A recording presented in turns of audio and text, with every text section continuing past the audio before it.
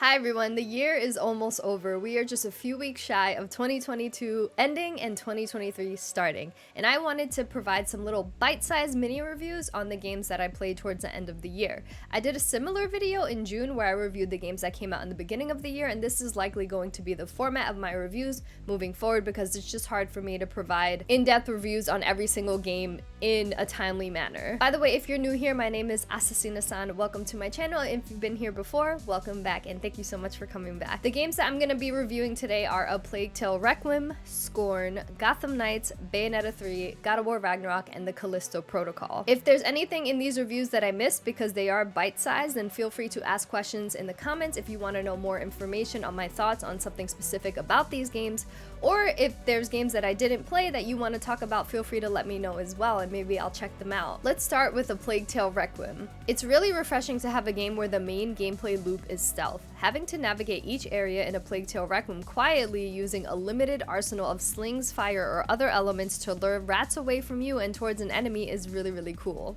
Unfortunately, this gameplay loop gets stale for games as long as this one. About halfway through the game, it started to drag with repetitive gameplay and forced slow walking. What kept me going through these slower moments is the environments in this game are breathtaking.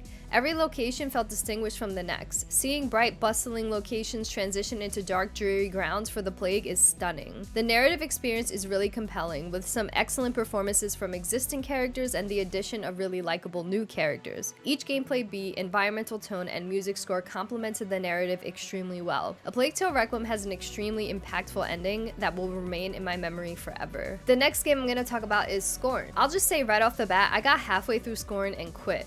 This was one of my most anticipated games and somehow one of the biggest disappointments along with Dying Light 2. Don't get me wrong, the atmosphere is gross and mysterious. The H.R. Geiger alien horror aesthetic is unnerving. That's about all of the game had to offer for it.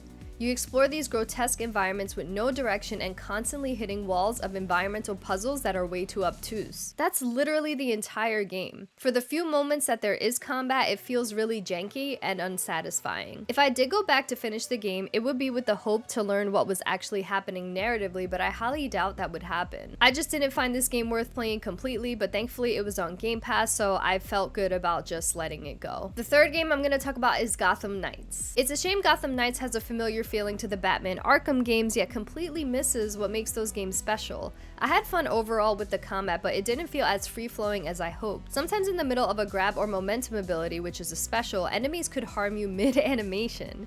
On top of that, combat got repetitive because the gameplay structure requires you to do lackluster open-world side activities, and none of the side activities felt relevant to the story or lore. Instead, it felt like standard open-world bloat. Yet, to unlock certain main missions, you were still forced to do a number of side activities. This game felt unnecessarily grindy, and even the story felt too predictable to justify it. Even some iconic characters felt shoehorned into the game without having too much relevance to the story. Gotham itself had some really cool looking neon lights reflecting on the dark and foggy skies, but the streets were uncharacteristically empty when Gotham was supposed to be at its most chaotic state because criminals didn't have the bat signal in the sky to keep them in check. Even with the inspiration from the Court of Owl comics, the story fell flat and wound up being extremely predictable. This game is fun, but not great. Now let's talk about Bayonetta 3. It feels as though Platinum Games has been on a downward spiral since Babylon's Fall's failure.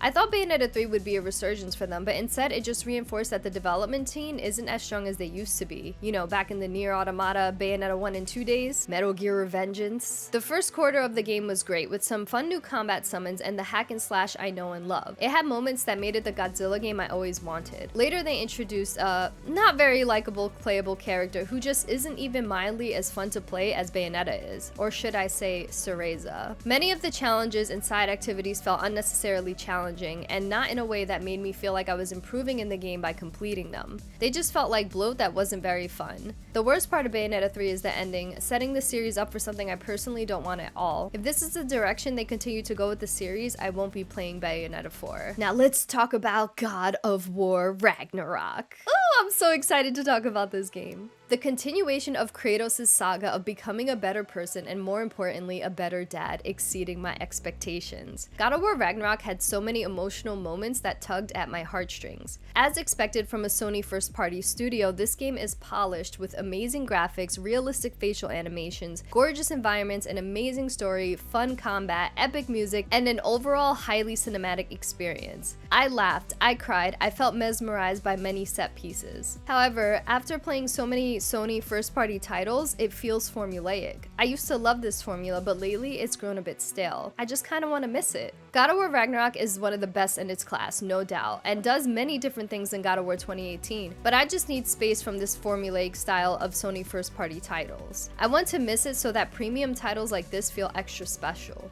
I feel like if this series reconnected with its roots in some ways by cutting down the puzzle solving, eliminating the RPG elements that so many action-adventure games feel the need to implement nowadays, and focusing more on combos instead of armor upgrades, God of War in its current form could be a standout and perhaps one of the best games ever. I adored the shit out of this game, but I do feel like it could still push its own boundaries a little bit more. And the last game I'm gonna talk about today is the Callisto Protocol, which I was so compelled to review that I actually did a formal written one, so if you want to check that out, I will have a link in the description. It's wild that a game that sets a high bar for how horror games can look in the new generation wound up being such a huge disappointment. The Callisto Protocol is a game that seems to forget all about the inspiration that it's taking from the Dead Space series. For a game that is almost all about combat, it's sad that the absolute worst part about this game is the combat. Its control scheme is antiquated and unintuitive, leading most of my deaths to being a result of poor combat decisions. Thankfully, the death animations are so gruesome, so dying was sort of worth it. I love how linear this game is, but not even the story was good enough to save this shitty combat. I wanted to love this game so much, but even its immaculate graphics, sound design, and environments couldn't save its terrible combat choices. So that's it. I do plan to review the Final Fantasy Crisis Core remake as well as High on Life, as long as I like those games enough to play through them,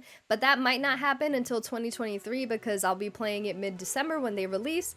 But yeah, stay tuned for that. Hopefully I get around to reviewing those as well. But yeah, let me know what you guys thought about the games that I reviewed, whether you agree or disagree, and let me know what you think about this new format of review, little bite-sized mini reviews in one video for multiple games, which really comes in handy when there's a lot of games coming out in a short amount of time, like there has been this year in February and then now in November. But that's it. Thank you guys for watching. I hope you liked it. Take care of yourselves and each other.